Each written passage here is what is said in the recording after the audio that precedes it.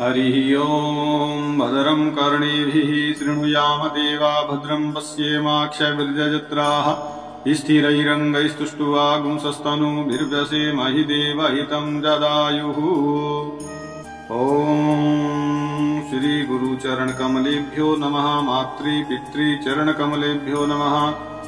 ॐ श्री गणेशाय नमः। गौर्यै नमः। नन्दीश्वराय नमः। वीरभद्राय नमः। स्वामी कार्तिकेय नमः। कुबेराय नमः। कीर्तिमुखाय नमः। अनंताय नमः। बाणासुराय नमः। अंधकासुराय नमः। शिवस्य सर्वेभ्यो गणेभ्यो नमः। सर्वेभ्यो ग्रहेभ्यो नमः। सर्वेभ्यो देवेभ्यो नमः। सर्वेभ्यो पितृभ्यो नमः। भगवते सांब सदाशिवाय नमः। हं हनुमते रुद्रात्मकाय हुं फट् ओं बं वट् भैरवाय नमः। ओं महाकालेश्वराय नमः। सभी सिद्धों की जय, सभी संतों की जय, सभी भक्तों की जय। बोलिए वेद व्यास जी महाराज की जय। बोलिए शिव पुराण की जय हो।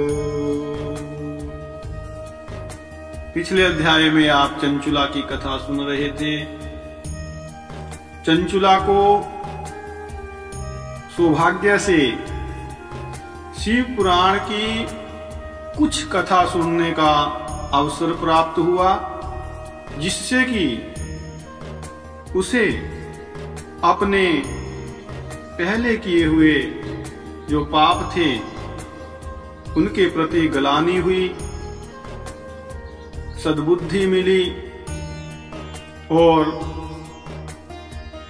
पापों के फल को सुनकर के भी कैसे पापों का फल भोगना पड़ेगा, वो चिंतित हो गई, दुखी हुई और फिर कथा सुनाने वाले उस ब्राह्मण देवता की शरण में गई और प्रार्थना की कि महाराज मुझ अबला का आप उद्धार कीजिए। तो ब्राह्मण कहते हैं कि सौभाग्य की बात है, भगवान शंकर की कृपा से शिव पुराण की इस वैराग्य युक्त तथा श्रेष्ठ कथा को सुनकर के तुम्हें समय पर चेत हो गया है। हे ब्राह्मण पत्नी, तुम डरो मत, भगवान शिव की शरण में जाओ और शिव की कृपा से सारा पाप तत्काल नष्ट हो जाता है। मैं तुमसे भगवान शिव की कीर्ति कथा से युक्त उस परम वस्तु का वर्णन करूंगा, जिससे तुम्हें सदा सुख देने वाली उत्तम गति प्राप्त होगी। तो शिव की उत्तम कथा सुनने से ही तुम्हारी बुद्धि इस तरह पश्चाताप से युक्त एवं शुद्ध हो गई है। साथ ही तुम्हारे मन में विषयों के प्रति वैराग्य हो गया है। पश्चाताप ही पाप करने वाले पापियों के लिए सबसे बड़ा प्रायश्चित है। सत्पुरुषों ने सबके लिए पश्चाताप को ही समस्त पापों का शोधक बताया है, सब पापों को शुद्ध करने वाला बताया है, सब पापों को धोने वाला, नष्ट करने वाला बताया है। पश्चाताप से ही पापों की शुद्धि होती है। जो पश्चाताप करता है, पहले कर्म कर दिया, कोई गलती से पाप हो गया जाने अनजाने में, फिर उसके बाद ताप करता है, ताप सहता है उस ग्लानि का, दुख का, वही वास्तव में पापों का प्रायश्चित करता है। क्यों? क्योंकि सत्पुरुषों ने समस्त पापों की शुद्धि के लिए जैसे प्रायश्चित का उपदेश किया है, वह सब पश्चाताप से संपन्न हो जाता है। तो जो पुरुष विधि पूर्वक प्रायश्चित करके निर्भय हो जाता है, पर अपने कुकर्म के लिए पश्चाताप नहीं करता, प्रायश्चित तो कर लेता है लेकिन पश्चाताप नहीं करता, तो उसे प्रायः उत्तम गति प्राप्त नहीं होती। परंतु जिसे अपने कुकृत्य पर, बुरे कृत्य पर, बुरे कर्मों पर हार्दिक पश्चाताप होता है हृदय से, वह अवश्य उत्तम गति का भागी होता है। तो इसमें संशय नहीं है। इस शिव पुराण की कथा सुनने से जैसी चित्त शुद्धि होती है, वैसी कहा कि दूसरे उपायों से नहीं होती। कि विशुद्धे शोध्यमानं दर्पणम ही यथा भवति निर्मलम तथैतत् कथया चेतो विशुद्धिम यात्य संशयम। जैसे दर्पण शीशा जो है साफ करने पर निर्मल हो जाता है, उसी प्रकार इस शिव पुराण की कथा से चित्त अत्यंत शुद्ध हो जाता है, इसमें कोई संशय नहीं है। और जब चित्त शुद्ध हो जाता है तो क्या होता है? कहा कि विशुद्धि चेतसि शिवो नृणाम तिष्ठति साम्बिकः। मनुष्य के उस शुद्ध चित्त में जगदम्बा पार्वती सहित भगवान शिव विराजमान रहते हैं। तो इससे वह विशुद्ध आत्मा पुरुष श्री सांब सदा शिव के परम पद को प्राप्त कर लेता है, परम पद को प्राप्त होता है। तो इस प्रकार यह कथा रूपी साधन सभी प्राणियों के लिए उपकारी है, और इसी कारण महादेव जी ने इसको आग्रह पूर्वक प्रकट किया है। इस कथा से भगवान उमापति का ध्यान सिद्ध हो जाता है, उस ध्यान से परम ज्ञान और उससे मोक्ष की प्राप्ति निश्चय ही होती है। कैवल्यम भवति ध्रुवम। भगवान शंकर के ध्यान में मग्न हुए बिना भी यदि कोई इस कथा को मात्र सुनता है, ध्यान भी नहीं होता, सिर्फ सुनता है, वह भी दूसरे जन्म में भगवान के ध्यान को सिद्ध करके परम पद को पा लेता है। तो इस कथा के श्रवण से भगवान शंकर के ध्यान को प्राप्त करके पश्चाताप करने वाले जो पापी पुरुष हैं, वो भी सिद्धि को प्राप्त हो गए हैं। तो इस उत्तम कथा का श्रवण समस्त मनुष्यों के लिए कल्याण का बीज है। ये कथा सभी के लिए है, इसलिए यथोचित अर्थात शास्त्रोक्त मार्ग से इसकी आराधना अथवा सेवा करनी चाहिए। यह कथा श्रवण भव बंधन रूपी रोग का नाश करने वाला है, और भगवान शिव की कथा को सुन करके फिर अपने हृदय में उसका मनन एवं निधि ध्यासन करने से पूर्णतया चित्त शुद्धि हो जाती है। और अतो भक्तिर्महेशस्य पुत्राभ्याम भवति ध्रुवम। चित्त शुद्धि हो जाती है तो क्या होता है?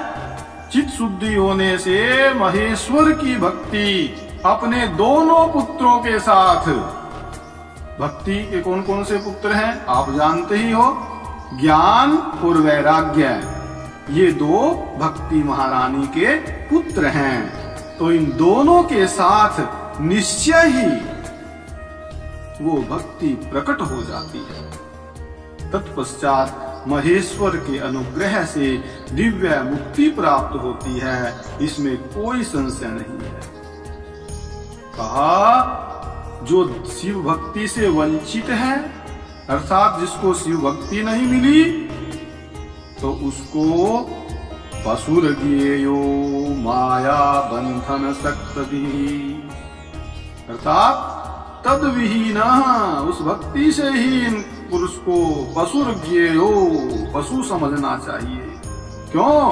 क्योंकि उसका चित्त माया के बंधन में आसक्त है। वह निश्चय ही संसार बंधन से मुक्त नहीं हो पाता। अर्थात संसार बंधन से मुक्ति का जो साधन है वो भगवान शिव की भक्ति ही है। तो हे ब्राह्मण पत्नी, इसलिए तुम विषयों से मन को हटा लो और भक्ति भाव से भगवान शंकर की इस परम पावन कथा को सुनो। परमात्मा शंकर की इस कथा को सुनने से तुम्हारे चित्त की शुद्धि होगी और उससे तुम्हें मोक्ष की प्राप्ति हो जाएगी। आतिथ्यायतः शिव पादाब्जम चेतसा निर्मलेन वै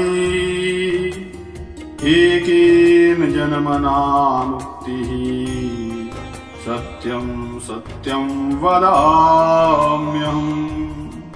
वैसे तो मनुष्य जन्म जन्म तक मुक्ति के लिए प्रयत्न करते हैं, लेकिन निर्मल चित्त से भगवान शिव के चरणार विंदों का चिंतन करने वाले की एक ही जन्म में मुक्ति हो जाती है। यह मैं आपसे सत्य सत्य कहता हूँ। सूत जी कहते हैं कि हे शौनक जी, इतना कह करके वे श्रेष्ठ शिव भक्त ब्राह्मण मौन हो गए। उनका हृदय करुणा से आर्द्र हो गया था। वे शुद्ध चित्त महात्मा भगवान शिव के ध्यान में मग्न हो गए। और तदंतर बिंदु की पत्नी वो चंचुला मन ही मन प्रसन्न हो उठी। ब्राह्मण का उक्त उपदेश सुनकर के उसके नेत्रों में आनंद के आंसू छलकाए।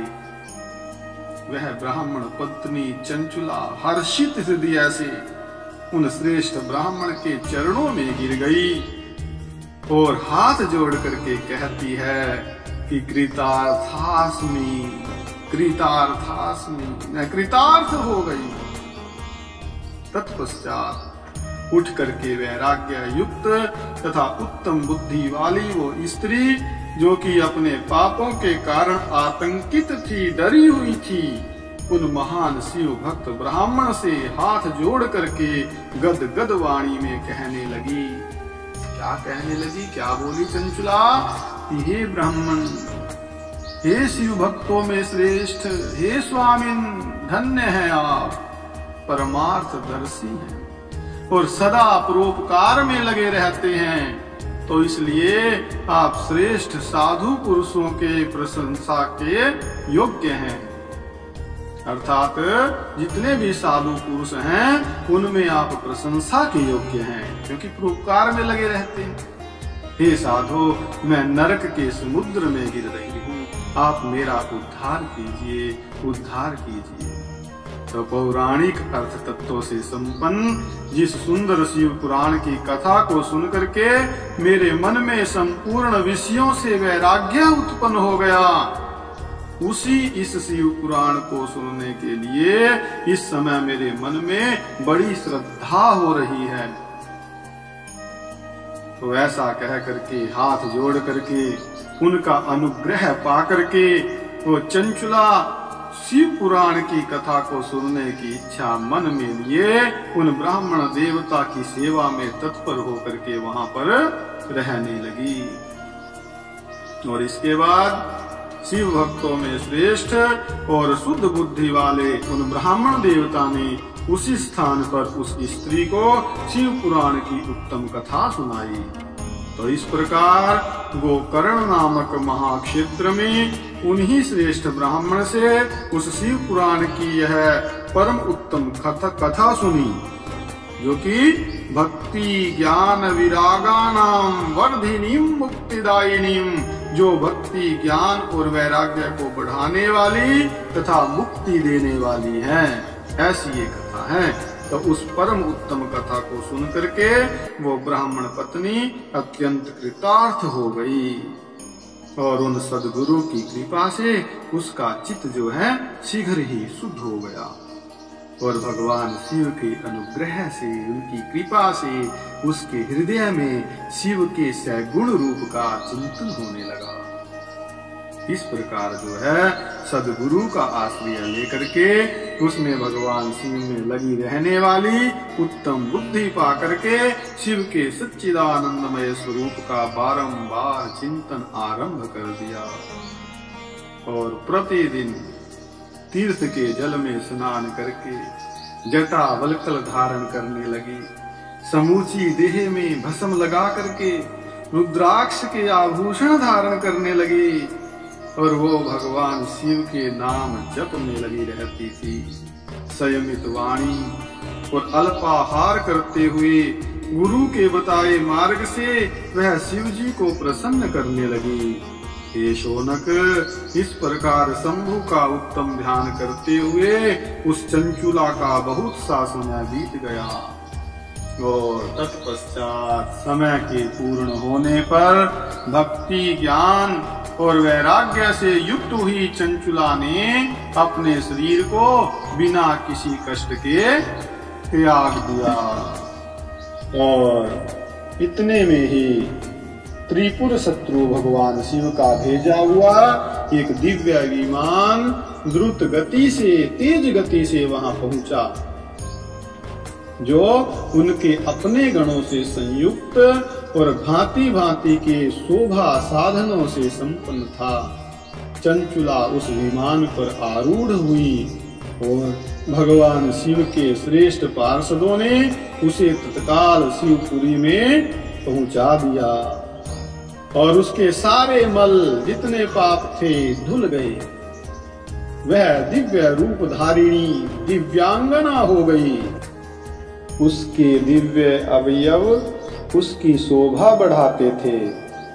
मस्तक पर अर्धचंद्र का मुकुट धारण किए वो गौरांगी देवी शोभाशाली दिव्य आभूषणों से विभूषित थी और वहां पहुंच करके उसने त्रिनेत्रधारी महादेव जी को देखा।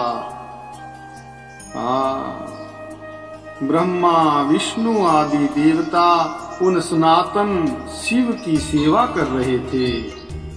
गणेश, भृंगी, नंदीश, वीरभद्रेश्वर आदि जो गण हैं उत्तम भक्ति के साथ उनकी उपासना कर रहे थे और उनकी अंग कांति कैसी थी, करोड़ों सूर्यों के समान प्रकाशित हो रही थी। और कैसा सुंदर जो भगवान शंकर का रूप यहाँ दिखाया है।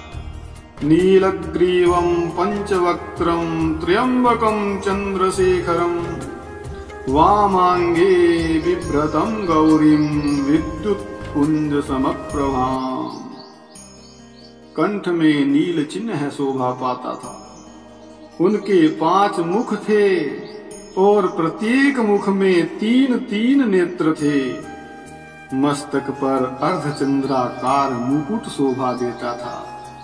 उन्होंने अपने वामांग में गौरी देवी को, मां जगदम्बा पार्वती को बिठा रखा था और जो विद्युत पुंज के समान प्रकाशित थी। और कर्पूर गौरम गौरीशं सर्वालंकार धारिणम शीतभस्म लसद्देहं शीतवक्त्रं महोज्ज्वलम्। गौरीपति महादेव जी, उनकी जो कांति है वो कर्पूर के समान गौर थी और उन्होंने सभी अलंकार धारण कर रखे थे। उनका सारा शरीर श्वेत भस्म से भासित था। शरीर पर श्वेत वस्त्र शोभा पा रहे थे। वे अत्यंत उज्ज्वल वर्ण के थे। तो इस प्रकार जो है परम उज्ज्वल भगवान शंकर का दर्शन करके वो ब्राह्मण पत्नी चंचुला बड़ी प्रसन्न हुई, बहुत प्रसन्न हुई। अत्यंत प्रीति युक्त होकर के उसने बड़ी उतावली के साथ भगवान को बारंबार प्रणाम किया और फिर हाथ जोड़ करके बड़े प्रेम, आनंद और संतोष से युक्त होकर के विनीत भाव से खड़ी हो गई। उसके नेत्रों से आनंद के आंसुओं की अविरल धारा बहने लगी तथा संपूर्ण शरीर में रोमांच हो गया। और उस समय भगवती पार्वती और भगवान शंकर ने उसे बड़ी करुणा के साथ अपने पास बुलाया। हे करुणा सागर भगवान शिव, आपकी जय हो। सौम्य दृष्टि से उसकी ओर देखा। पार्वती जी ने तो दिव्य रूप धारिणी बिंदु प्रिया चंचुला को प्रेम पूर्वक अपनी सखी बना लिया और वह उस परमानंद घन ज्योति स्वरूप सनातन धाम में अविचल निवास पा करके दिव्य सौख्य से संपन्न हो अक्षय सुख का अनुभव करने लगी। बोल शंकर भगवान की जय, पार्वती माता की जय।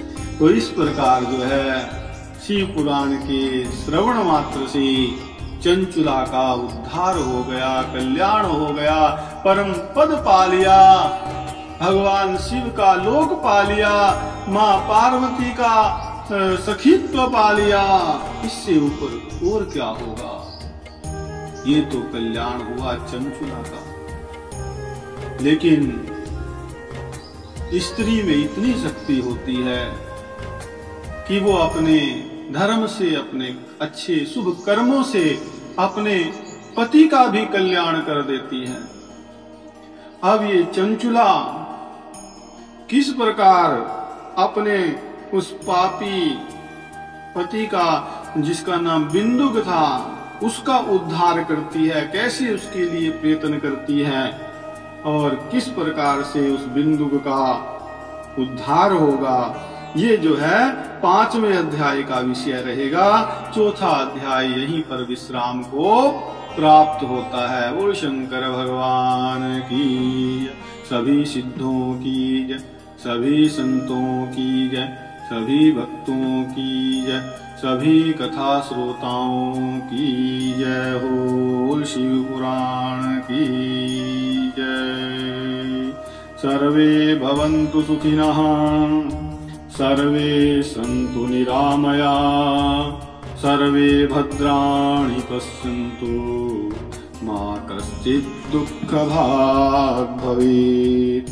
ओम शांति शांति शांति। ओम।